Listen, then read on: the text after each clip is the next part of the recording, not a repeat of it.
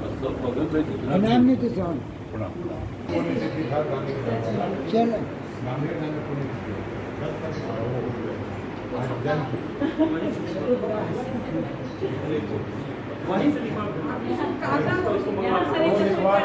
बराबर लिखते हैं।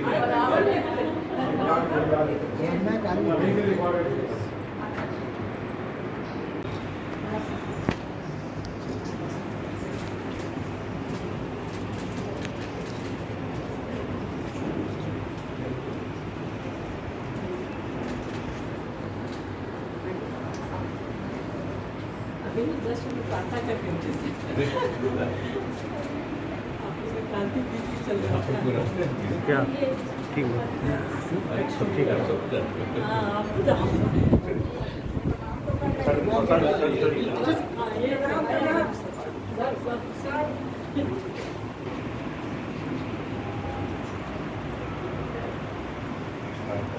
नाम सर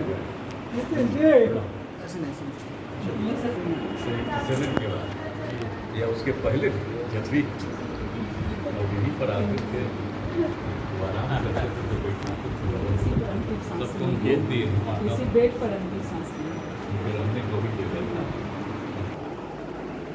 जयप्रकाश ने जयप्रकाश जी की तरह आज एक आंदोलन की ज़रूरत है इस देश में। इस देश की राजनीति वंशवाद की ओर जा रही है जो लोकतंत्र के लिए खतरनाक है।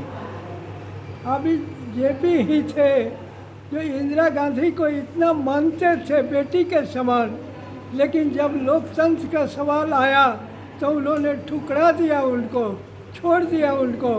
और इसलिए इस देश में ऐसे एक नेतृत्व की ज़रूरत है। दूसरी बात है कि टर्म निश्चित नहीं है चीफ मिनिस्टर का और प्रधानमंत्री का। राष्ट्रपति का टर्म निश्चित है 2 टर्म, और प्रधानमंत्री का टर्म भी निश्चित किया जाए और चीफ मिनिस्टर का भी टर्म निश्चित किया जाए। हमारा चीफ मिनिस्टर बहुत प्रिय है, किंतु ये चीफ मिनिस्टर कभी मेजॉरिटी में नहीं है और सरकार बनाते रहते हैं। इसलिए मेरा आग्रह है कि उस आदर्श पर चलिए जिस आदर्श के नीतीश कुमार आप हैं। जय हिंद, जय भारत। टर्म निश्चित करना जरूरी है। नहीं, अब हम पार्टी के भाजपा के हैं, लेकिन अब भाजपा के प्रधानमंत्री रहने के लिए आप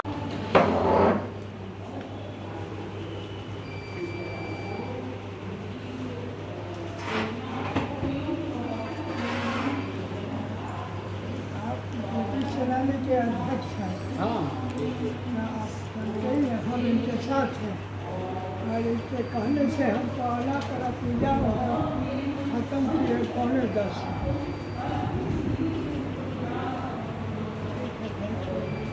लोकनायक जयप्रकाश नारायण जी की जयंती है, आप क्या करना चाहेंगे? आज है आदरणीय लोकनायक जयप्रकाश बाबू की जयंती है।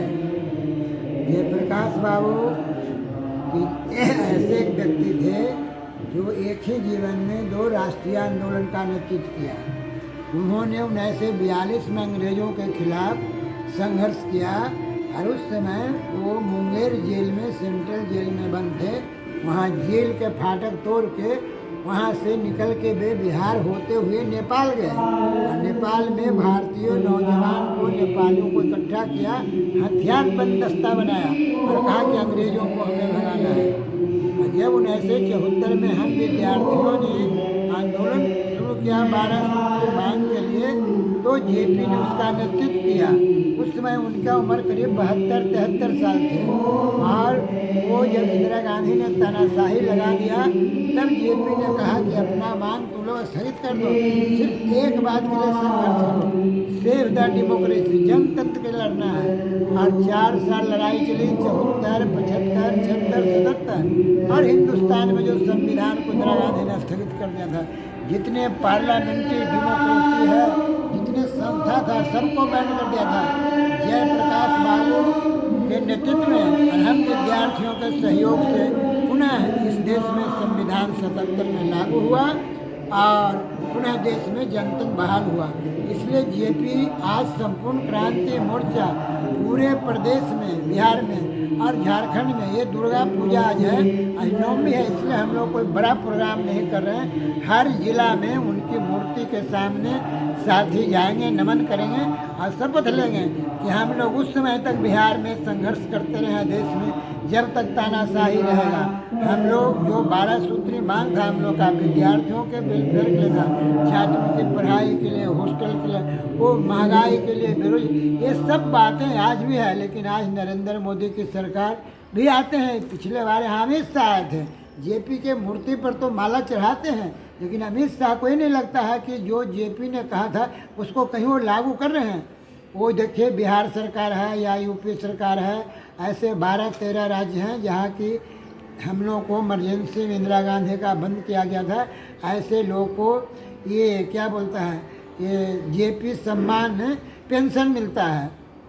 लेकिन नरेंद्र मोदी से हम लोग 2016 में राजगीर सम्मेलन के बाद जाके मिले थे। हमसे 2 ही मांग किए थे कि आप एक तो हम लोग जो निशा में बंद थे, डीआर में बंद थे, या जो आंदोलन में थे 74, 75, 76, उनको आप सम्मानित कीजिए और उनके परिवार के एक सदस्य को नौकरी दीजिए। एक मांगे था। दूसरा था कि सिताब दियारा में नेशनल म्यूजियम जयप्रकाश की बननी चाहिए। तो वो तो उन्होंने बना दिया वहाँ 5 करोड़ रुपया देके। लेकिन पूरे देश में जो भारत का मानचित्र देखिए, उत्तर में कश्मीर है, दक्षिण में कन्याकुमारी है, पूर्वांचल में त्रिपुरा है, पश्चिम में कच्छ की खाड़ी है, जो भारत माँ के मानचित्र है। इसमें नरेंद्र मोदी इमरजेंसी विरोधी लोगों को, या जो इमरजेंसी के बारे में बोलते हैं, इमरजेंसी में जो शहीद हुए उनको सलाम करते हैं। तो जो इमरजेंसी में विक्टिम लोग थे, जो सताए गए, जिनकी माँ बहनों का सुहाग उतर गया, जिनका घर द्वार जला दिया गया या लूट लिया कांग्रेसिया ने या सीपीआई के लोगों गुंडों ने, उन लोगों के लिए राहत का कोई भी आज तक उन्होंने नहीं किया। हम पुनः आपके माध्यम से ये कहना चाहते हैं नरेंद्र मोदी से कि जेपी सेनानियों को भी 50,000 रुपया पेंशन दे और उनके परिवार के एक सदस्य को नौकरी दे। हमें नहीं कहते हैं कि कोई लड़का मेरा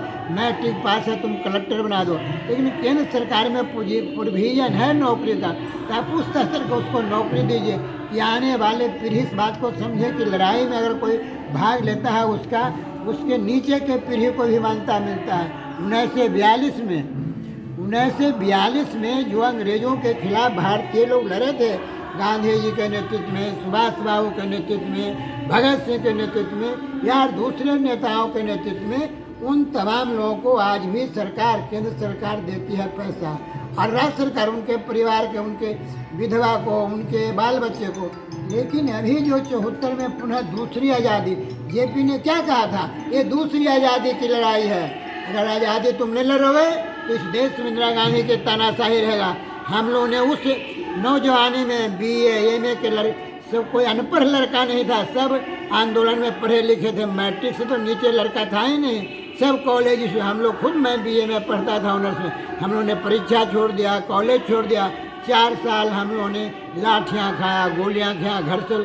ये तमाम बातें हैं। तो जेपी जैसे महान आदमी को मैं एक बात और कहना चाहता हूँ केंद्र सरकार से कि जैसे गांधी के नाम पर नोट चलते हैं, क्या जेपी के नाम पर नोट नहीं चल सकते हैं? जेपी ऐसे एक व्यक्ति थे जिन्होंने मुखिया का चुनाव नहीं लड़ा, वे पार्लियामेंट का मेंबर नहीं रहे, नए असेंबली के, लेकिन आज पूरे हिंदुस्तान में और पूरे देश में भी जेपी को पूजा जाता है। जेपी हिंदुस्तान में जनतंत्र की रक्षा किया। वे शुरू में मार्क्सवादी थे, बाद में सर्वोदय हो गए, लेकिन अंतिम दिनों में तो वे जनतंत्र के प्रहरी थे और संविधान को उन्होंने रक्षा किया। जो हमारे आज बोल रहे हैं, बतिया रहे हैं, लिख रहे हैं, ये जेपी के देन है। इसलिए मैं पुनः एक बार उनके आत्मा की शांति के लिए उनके चित्र पर मालार्पण करता हूँ। ये कहकर मैं अपनी बातों को विराम देता हूँ। ब्रह्मदेव, राष्ट्रीय अध्यक्ष, संपूर्ण क्रांति मोर्चा, जेपी से बोलियो आगे। जेपी लोकनायक जयप्रकाश भारत रत्न ऐसे शख्स थे, वो आज़ादी की भी लड़ाई लड़े, संविधान बनाने की भी लड़ाई लड़े और संविधान बचाने की भी लड़ाई लड़े। वे पूरे हिंदुस्तान में संविधान बचाने के लिए संपूर्ण क्रांति का नारा दिया था। देश में जब पूरे आपातकाल था तो उन्होंने संपूर्ण क्रांति का नारा दिया था और बहुत हद तक उसे पूरा करने का काम किए। आज फिर एक बार देश में अघोषित इमरजेंसी लागू है। सभी चीज़ जिस तरह से केंद्र सरकार ने अधिग्रहण कर लिया है, बेचने का काम कर रहा है, देश आज संकट के घड़ी में गुजर रहा है। इसलिए अघोषित इमरजेंसी को फिर एक बार जेपी जैसे नेताओं को भारत में पैदा होने की ज़रूरत है। हम उनकी आत्मा के शांति के लिए कामना करता हूँ, नमन करता हूँ। प्रदीप मेहता, प्रदेश राष्ट्रीय जनता दल महासचिव, पूर्व पार्षद। जेपी का सब लोग जो है जयंती मना रहे हैं, उनके कहते हैं कि आदर्श पर चलेंगे, मगर लोग आदर्श पर नहीं चलते हैं। क्या कहना चाहिए? मैं सबसे पहले लोगों के बीच में यह कहना चाहूँगा कि सबसे पहले जेपी के श्रद्धा निवेदित करने के साथ संपूर्ण क्रांति का नारा देने वाले जो संपूर्ण क्षेत्र में, चाहे राजनीतिक क्षेत्र हो, सामाजिक क्षेत्र हो, आर्थिक क्षेत्र हो, सबको उन्होंने एक पटरी पर लाने के लिए जीवन कुर्बान कर दिया। ऐसे महान नायक को मैं नमन करते हुए मैं यही चाहूँगा कि फिर से चाहे राज्य सरकार हो या भारत सरकार हो, इनके सपने को पूरा नहीं करने की स्थिति में है तो हम सबों का कर्तव्य बनता है कि फिर से एक बार जेपी के मूवमेंट को सामने ला करके और इस लोगों को सबक सिखा करके यहाँ से कुर्सी से हटा करके उस आंदोलन को पुनर्जीवित करके उस जेपी के सपने को साकार करें। मैं अशोक कुमार, राष्ट्रीय उपाध्यक्ष, जेपी संपूर्ण क्रांति, बख्तियारपुर। हाँ, जेपी जी के हम कार्यक्रम में भाग लेने के लिए आए हैं। हाँ, अस्वस्थ होने के कारण हम कुछ बोल रहे। क्या कहेंगे कि आज लोकनायक जयप्रकाश नारायण जी की जयंती है, क्या कहना चाहिए? उनके अवसर पर आए हैं जयप्रकाश नारायण जी।